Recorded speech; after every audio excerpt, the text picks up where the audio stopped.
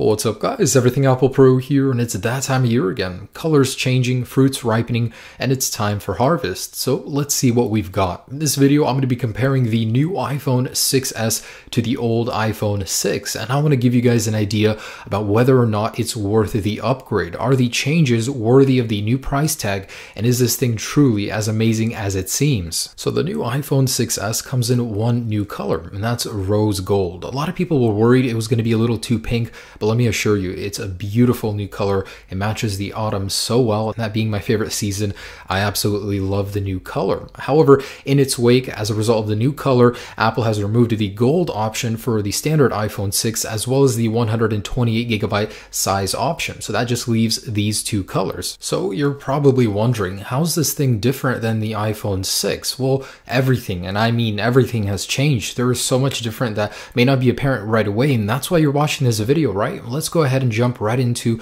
all of the major changes. On the exterior, not much has changed. On the rear, the FCC labels are now gone. In their place, there's now an S logo. Also, the IMEI is no longer displayed underneath all that lettering. Instead, you'll find it on the nano SIM tray now, which Apple didn't do for the iPhone 6. Now, if you're familiar with the 6's weight, when you pick up the iPhone 6s, I guarantee you will notice a difference. There's not much on paper, 14 grams in between them, and the thickness is just 0.2 millimeters thicker on the iPhone 6s, but as soon as you pick them up, you will notice increased heft, and you will notice that it fits a little bit more snugly in your hand thanks to the thickness, and that's not a bad thing. I mean, I like it. I welcome the extra thickness because it feels like the phone is more planted in your hand. It's more solid. Heft gives an illusion of quality. So basically, they look nearly identical. The looks haven't changed, but what has? Guys, let me introduce you to the future. This is 3D Touch, and it's going to change the way you use your phone forever. I mean, it is amazing what this adds to your device. It's a pressure-sensitive display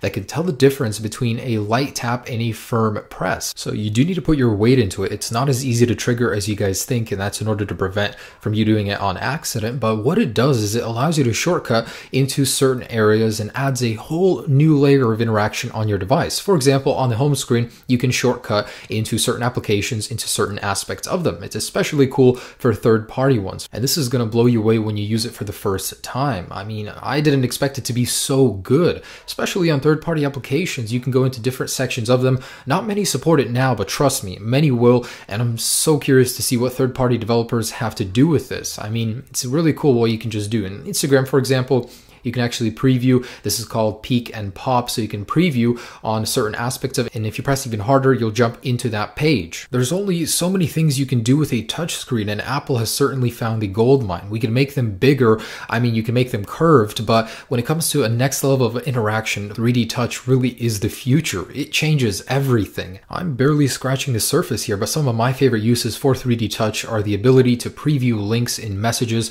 without having to go into Safari. So you can get a quick preview of that link. If you want to go all the way into it, you can press, and that's called pop, so it'll pop into that app. But same thing for flights, for many things. You can actually go into the app switcher just by 3D touching on the left side of the display. Just like that, you can swap apps. It is so cool. But my favorite by far is the ability to use the trackpad with 3D Touch to quickly manipulate text. That is so cool. That blew my mind just how natural it feels, and I can edit my text so much better and faster now. So Apple actually introduced a nice new feature called Live Photos. It brings your photos to life by taking a couple pictures before and after each photo, so it gives you a sense that they're animated, that they're just brought to life, and as I swipe through them, you can see the effect. When you actually 3D touch on a photo, you can see that effect as well. They only take up twice the memory as a standard photo, which I thought was pretty efficient, and you can set them as your actual wallpaper. So when you actually 3D touch on them, they'll come to life, and you can record the moment a little bit better. I feel like this could be very nostalgic. There's also a really cool front-facing flash. It's not just the screen flashing. Apple actually built a custom display driver chip to increase the intensity 3 times, and it's True Tone compatible, meaning it'll change the color of the display depending on the temperature. So notice how out, when I cover up the camera, make it darker, the flash changes colors. On the iPhone 6s, Hey Siri is always enabled. You don't need to be just charging like on the iPhone 6. So if your hands are occupied and you need to ask Siri something, just say, Hey Siri, and she'll come up and you can ask her whatever you want without needing to use the home button. And did I mention this thing got a makeover in terms of materials? It is so much more durable. The actual material used in the shell is twice as tough, so it's not going to bend in the display. The display, although it does shatter, you're going to have to try a lot harder to break it than on the iPhone 6. It's using a dual ion exchange process, making it twice as shatter resistant. And forget about the bend gate. This thing is so tough, it shocked me. So what's on the inside? The Apple A9 is a 1.8 gigahertz chip, and there's 2 gigabytes of RAM inside the iPhone 6s. This is the first iPhone period with 2 gigabytes of RAM. The iPhone 6 isn't too far behind, it doesn't seem like a very significant difference. But when we get into the actual Geekbench, wow, there's quite a difference here. And in terms of actual usability, the iPhone 6s is fluid fast. I'm experiencing very little stutter or bugs with it. Actually, it's just like butter. It is so smooth. iOS 9 is understandably custom tailored for the iPhone 6s, and it really shows. Not only is the 3D Touch new, but just generally using it, iOS 9 is so much faster. And this happens every single year. I look back and wonder, how was it so slow? I didn't see it being that slow. Is it really planned obsolescence? Not that it really matters, but the iPhone 6s does boot up considerably faster than the iPhone 6. I'm not sure if that'd be important for you, but I thought I'd include it. Also, the Safari experience is so much snappier. I mean, it's a lot faster with that new hardware. But my favorite speed difference is the second generation Touch ID. Just look at how much faster it is. It reads your finger so much faster, like right away. And this to me matters because I unlock my device so many times per day and all of that time adds up. So that brings me to camera. This is probably the biggest change besides 3D Touch on the iPhone 6s. It's gone from 8 megapixels to 12. Finally, since the 4S, we've been using 8 megapixels. There's also deep trench isolation, so just because we have a larger sensor doesn't mean the quality is diminished. And when it comes to video, the 6S gained 4K video capability and a sweet new 1080p 120 frames per second option. So although the aperture didn't change, there is such a difference in quality, especially when it comes to low light. But just take a look at the vibrance. The actual colors pop more on the iPhone 6s without being too ostentatious. The Galaxy S6, I've noticed, has not very true to life colors, whereas the iPhone 6s just pops. And compared to the 6 doesn't do too bad, but the 6s takes what that does well and even makes it better. Unfortunately, the iPhone 6s didn't receive optical image stabilization. It makes do with the digital, so it's not terrible. However, the iPhone 6s Plus is so smooth when recording with one hand, but the 6s is still good. Again, it's the colors. The colors just are amazing. It's so true to life, and I absolutely love the new 4K. However, take note, for 1 minute of 4K, 375 megabytes. That's megabytes, guys. That's insane. I mean, you're going to fill up your iPhone 6s base model 16 gigabytes in just a few minutes. So the photos on the iPhone 6s are absolutely stunning. I mean, the larger they get, they don't lose picture clarity like the iPhone 6 does. That 12 megapixels really does make a huge difference. And I'm just shocked. In every condition, the iPhone 6s did so well, especially in low light. And as a bonus, it's great that Apple updated the slow motion capabilities, so you get slightly better quality when recording in 120 frames per second.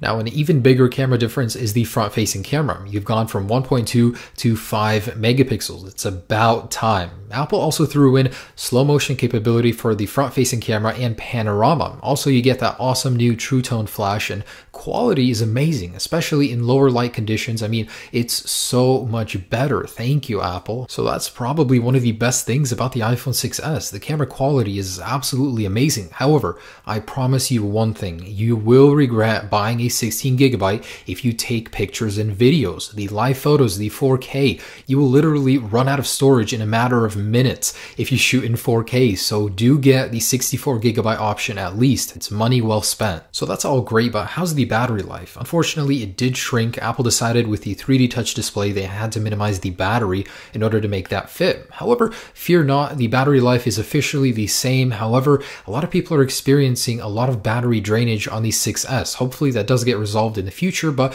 battery life should more or less remain the same. So let's talk wireless. Apple's made some great updates here. First off, Bluetooth Bluetooth 4.2. Now there's a new standard 802.11ac plus MIMO for further increased range and more stable internet connection. And there's now 23 LTE bands on the unlocked iPhone 6s. So that means it has the most out of any smartphone, making it the best for international travel. Also, you'll get much faster download speeds on both Wi-Fi and LTE. So all around great updates to the wireless internals. Also quite important is the new Taptic engine. It completely replaces the vibration motor, and when using 3D Touch, it makes the experience so much more responsive. It's a very neat feeling, much better than just the vibration motor. So at this point, you're probably asking yourself, is it worth getting the iPhone 6s? Or if I have an iPhone 6, is it worth upgrading to it?